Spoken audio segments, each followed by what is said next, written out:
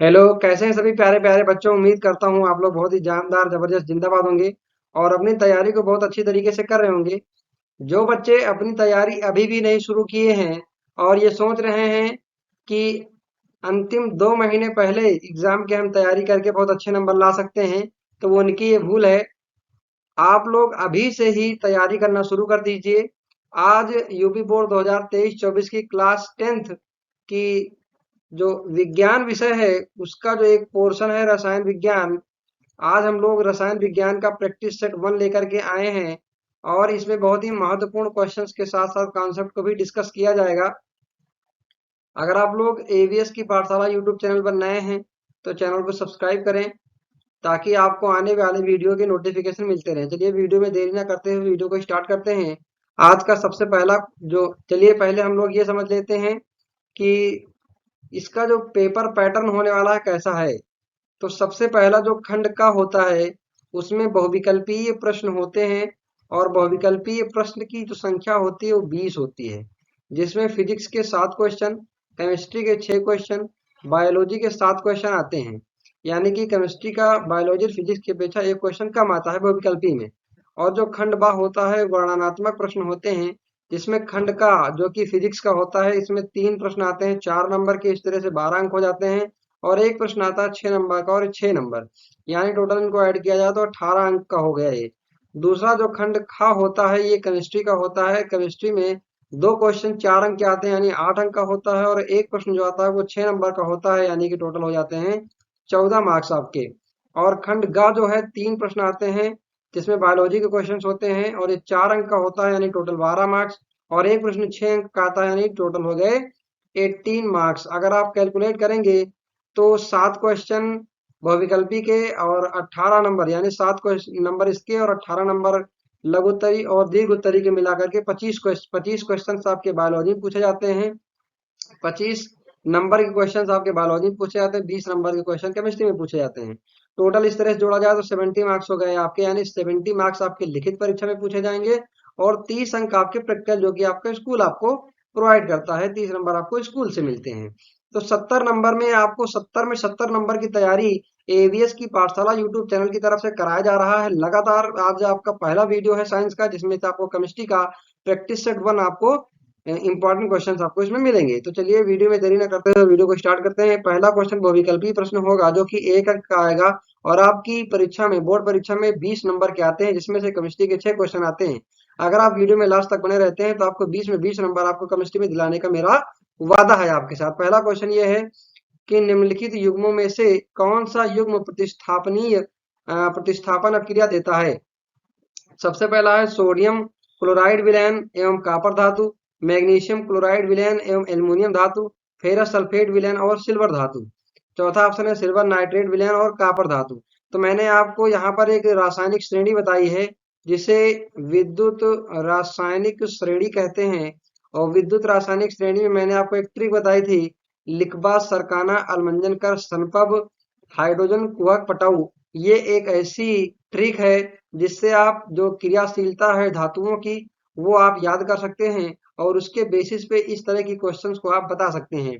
जिसमें जो ऑप्शन होगा सोडियम कॉपर के कॉपर जो है वो सोडियम से अधिक क्रियाशील नहीं है, इसलिए इसको विस्थापित नहीं कर पाएगा। एल्युमिनियम मैग्नीशियम से अधिक क्रियाशील नहीं, इसलिए ये क्रिया नहीं होगी, प्रतिस्थापन नहीं हो पाएगा। तीसरा है सिल्वर जो है आयरन को विस्थापित नहीं कर पाएगा क्योंकि सिल्वर आयरन से ज्यादा क्रियाशील धातु नहीं है। यहाँ पर कॉपर जो है वो सिल्वर से अत्यधिक क्रियाशील धातु है, इसलिए कॉपर सिल्वर नाइट्रेट के विलयन से सिल्वर को प्रतिस्थापित कर देगा। तो यहाँ पर चौथा ऑप्शन हो जाएगा जो कि आपका राइट आंसर हो जाएगा। चलिए बढ़ते नेक्स्ट क्वेश्चन की ओर। अगला क्वेश्चन है नीचे दी गई अभिक्रिया के संबंध में कौन सा कथन असत्य है। देखना ही क्वेश्चन को आपको ध्यान समझना है, असत्य पूछा गया है। तो असत्य में सबसे पहला देखते हैं पीबीओ यानी लेड ऑक्साइड की क्रिया कार्बन के साथ कराई जाती है तो यहाँ पर लेड अलग हो जाता है और कार्बन डाइऑक्साइड गैस निकलती है। तो शीशा अपचयित हो रहा है। यहाँ पर आपको समझना है कि अपचयन का मतलब होता है हाइड्रोजन का जुड़ना या ऑक्सीजन का निकलना। तो यहाँ पे शीशा नहीं अपचयित हो रहा है, यहाँ पे लेड ऑक्साइड अपचयित हो रहा है। तो पहला गलत हो गया आपका ऑप्शन। दूसरा है कार्बन डाइऑक्साइड उपचयित हो रहा है। उपचयन का मतलब होता है यहाँ पर ऑक्सीकरण। उपचयन का मतलब क्या होता है, ऑक्सीकरण। तो ऑक्सीकरण किसका हो रहा है, कार्बन डाइऑक्साइड के बिल्कुल नहीं हो रहा है, यहाँ पे कार्बन का हो रहा है, यानी दूसरा ऑप्शन भी आपका गलत हो जाएगा। कार्बन उपचयित हो रहा है, कार्बन देखते हैं कार्बन उपचयित हो रहा है क्या, कार्बन में ऑक्सीजन जुड़ रहा है यानी कार्बन उपचयित हो रहा है, यानी कार्बन का ऑक्सीकरण हो रहा है, तो ये आपका सही हो जाएगा ऑप्शन। और लेड ऑक्साइड अपचयित हो रहा है, तो लेड ऑक्साइड बिल्कुल अपचयित हो रहा है, यहाँ से ऑक्सीजन हट रहा है, तो इसमें असत्य पूछा गया है, तो इसमें पहला और दूसरा ये दोनों कथन असत्य हैं, इसलिए ऑप्शन ए सही होगा। चलिए बढ़ते हैं नेक्स्ट क्वेश्चन की ओर। अगला क्वेश्चन है Fe2O3 Al के साथ जब अपक्रिया करता है यानी फेरिक ऑक्साइड एल्युमिनियम के साथ अपक्रिया करता है, तो एल्युमिनियम ने इस आयरन को रिप्लेस कर दिया, क्यों? क्योंकि एल्युमिनियम आयरन से अधिक क्रियाशील धातु है, तो यहाँ बन गया एल्युमिनियम ऑक्साइड बन गया, और यहाँ पर क्या बन निकल गया, आयरन निकल गया। तो ऊपर दी गई क्रिया किस प्रकार की है पूछ रहा है, किस प्रकार का मतलब क्या है, संयोजन अपक्रिया, द्विविस्थापन अपक्रिया, वियोजन अपक्रिया और विस्थापन अपक्रिया। तो संयोजन अपक्रिया में क्या होता है, ए प्लस बी दोनों यौगिक मिलकर के एक यौगिक बनाते हैं, जिसकी प्रॉपर्टी इन दोनों से अलग अलग होती है। द्विविस्थापन का मतलब होता है दो यौगिक होते हैं, दोनों यौगिक से एक एक तत्व को दूसरे यौगिक का तत्व एक तत्व उसको विस्थापित कर देता है, तो उसे बोलते हैं द्विविस्थापन अपक्रिया। वियोजन अपक्रिया क्या होता है, जब ए बी दो अपने छोटे अणुओं में टूट करके ए और बी दोनों अलग अलग हो जाते हैं, तो इसको बोलते हैं वियोजन अपक्रिया। विस्थापन का मतलब होता है ए बी की रिएक्शन सी से कराई जाए, तो सी क्या करे, बी को रिप्लेस कर दे, यानी ए सी प्लस बी बन जाए। तो यहाँ पर क्या होता है कि एल्युमिनियम इस आयरन को रिप्लेस कर रहा है, यानी ये अपक्रिया कैसी अपक्रिया है, विस्थापन अपक्रिया है। चलिए बढ़ते हैं नेक्स्ट क्वेश्चन की ओर। अगला रासायनिक समीकरण दिया गया है, BaCl2 की अपक्रिया H2SO4 के साथ कराई जा रही है, यानी यहाँ पर निकल रहा है BaSO4 और साथ में निकल रहा है 2HCl। तो आपको यहाँ ध्यान से देखना है कि बेरियम जो है उसने क्या किया है, हाइड्रोजन को रिप्लेस कर दिया है। अगर ये रिप्लेस कर दिया है, रिप्लेस करने के बाद यहाँ पे BaSO4 बना रहा है, और BaSO4 का एक क्या हो रहा है, यहाँ पर अवच्छेद बन रहा है। क्या बन रहा है, अवच्छेद बन रहा है, तो ये एक प्रकार की अवक्षेपण अपक्रिया है, यानी कि option C is the right answer. यहाँ पे डी और सी में थोड़ा सा देख लीजिए, डी होना चाहिए लास्ट में, सी पहले होना चाहिए। तो चलिए बढ़ते हैं नेक्स्ट क्वेश्चन की। अगला क्वेश्चन है, बेरियम क्लोराइड अमोनियम सल्फेट से क्रिया करके बेरियम सल्फेट और अमोनियम क्लोराइड निर्मित करता है, यह अपक्रिया निम्न में से किस प्रकार की है। तो सबसे पहले अपक्रिया लिख लेते हैं, BaCl2 की अपक्रिया कराते हैं अमोनियम सल्फेट यानी कि NH4SO4, ये अमोनियम सल्फेट हो गया।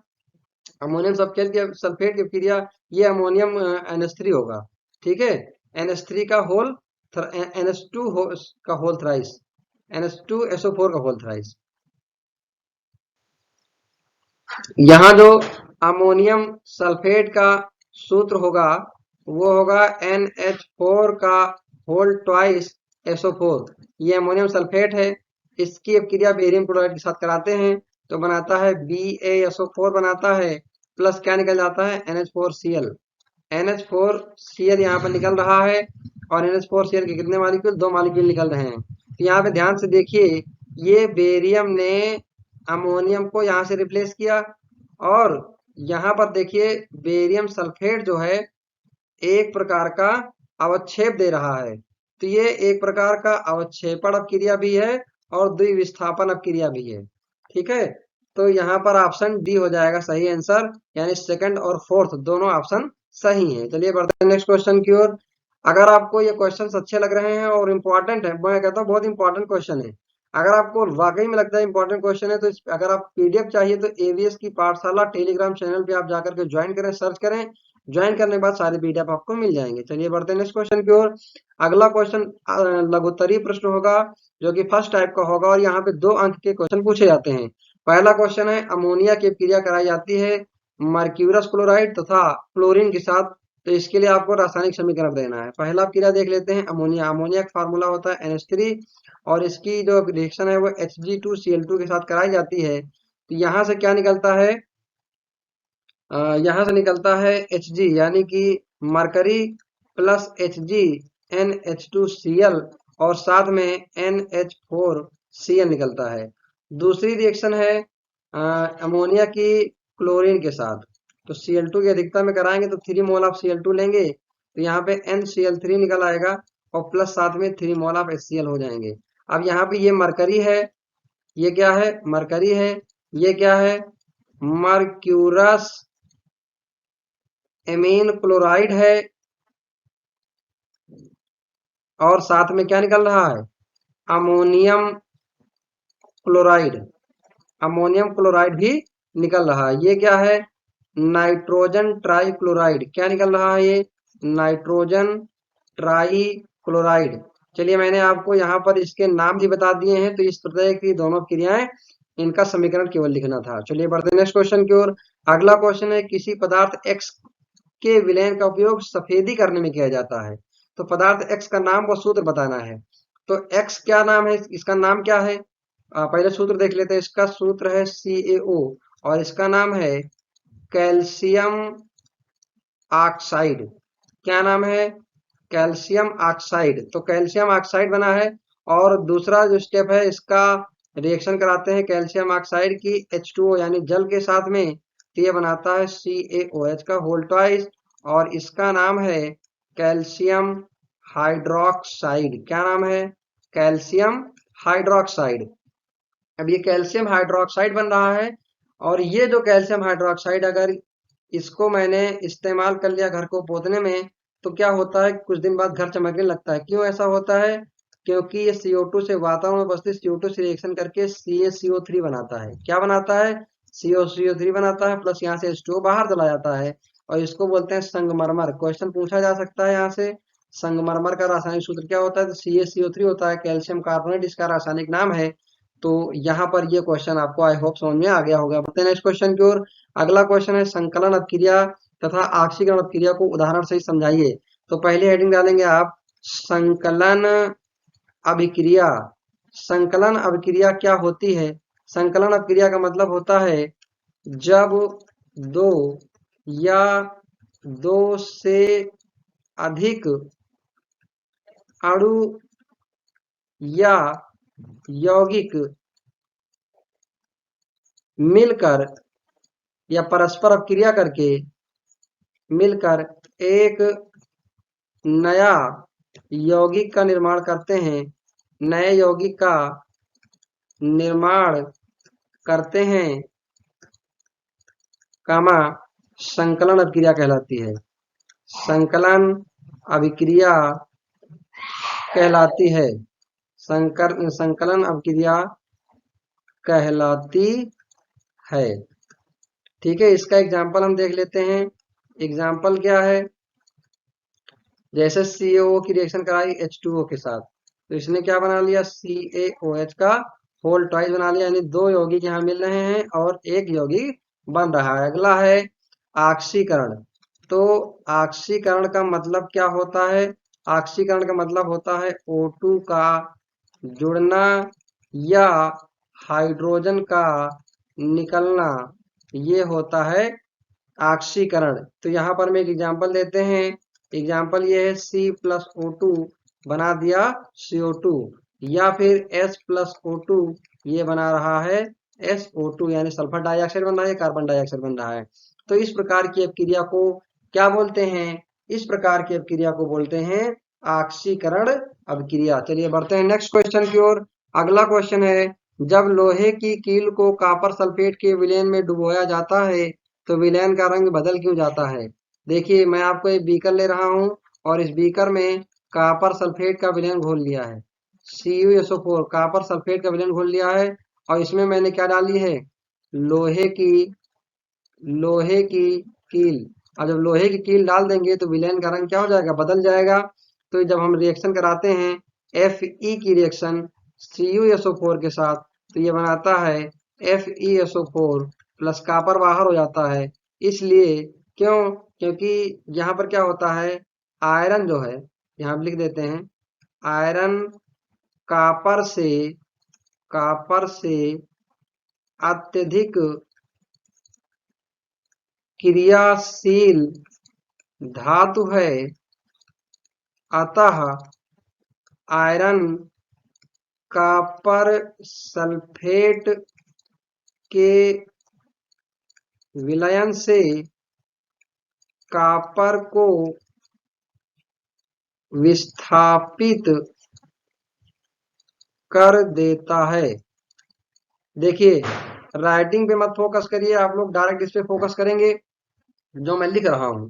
ठीक है, तो क्या होता है कि आयरन कॉपर से अत्यधिक क्रियाशील धातु है, अतः कॉपर यानी कि आयरन कॉपर सल्फेट के विलयन से कॉपर को विस्थापित कर देता है, और यही कारण है कि कॉपर सल्फेट का विलयन का रंग नीला से दूसरे रंग का हो जाता है।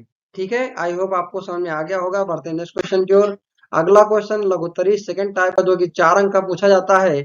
इसमें संतुलित रासायनिक समीकरण लिखिए, जिसमें सबसे पहला रिएक्शन है, मैं इसको ब्लैक कलर से कर लेता हूं। ये CaOH का होल ट्वाइस, इसकी अपक्रिया कराते हैं CO2 के साथ, मैं अभी करवा चुका हूं। तो ये बनाता है CaCO3 प्लस यहाँ से निकलता है जल। तो यहाँ से ऑक्सीजन ऑक्सीजन बैलेंस कर लेते हैं, तो कैल्शियम कार्बोनेट बन गया और H2O बन गया। अब दूसरा रिएक्शन देख लेते हैं। जिंक रिएक्शन कराते हैं AgNO3 के साथ, तो क्या बनाता है, ZnNO3 बनाता है प्लस सिल्वर बाहर निकल जाता है। इसका नाम है जिंक नाइट्रेट, इसका नाम था सिल्वर नाइट्रेट। तो ये भी बैलेंस रिएक्शन है। आगे देख लेते हैं। एल्युमिनियम की क्या कराते हैं कॉपर क्लोराइड के साथ, यानी कि Al की रिएक्शन कराते हैं किसके साथ, कॉपर CuCl2 के साथ कराते हैं, तो बनाता है AlCl3 प्लस कॉपर बाहर हो जाता है। तो यहाँ पर 2 मोल 2 मोल लेंगे एल्युमिनियम के, और 3 मोल लेंगे क्यूप्रस क्लोराइड के। तो यहाँ पे 3 मोल कॉपर क्लोराइड, कॉपर बाहर हो जाएगा यहाँ पर, और एल्युमिनियम की संख्या 2 है, तो यहाँ पे 2AlCl3 बाहर हो जाएगा। तो इस प्रकार से मैंने रासायनिक समीकरण को संतुलित भी कर लिया है। अगला जो है हमारा, बेरियम क्लोराइड की रिएक्शन कराते हैं किसके साथ में, पोटेशियम सल्फेट के साथ में, K2SO4 के साथ में। तो यहाँ पे बेरियम सल्फेट बनता है, यानी BaSO4 बनता है, प्लस साथ में क्या निकलता है, पोटेशियम क्लोराइड, यानी कि 2 मोल ऑफ KCl निकलते हैं। ये भी आपका हो गया है। आई होप आपको ये समझ में आ गया होगा। बढ़ते हैं नेक्स्ट क्वेश्चन की ओर। तो यहाँ पर इतने इंपॉर्टेंट महत्वपूर्ण क्वेश्चन थे जो मैंने आपके सामने डिस्कस किए हैं, और आई होप कि आपको ये सभी क्वेश्चंस अच्छे से समझ में आ गए होंगे। तो मिलते हैं नेक्स्ट वीडियो में। धन्यवाद। जय हिंद।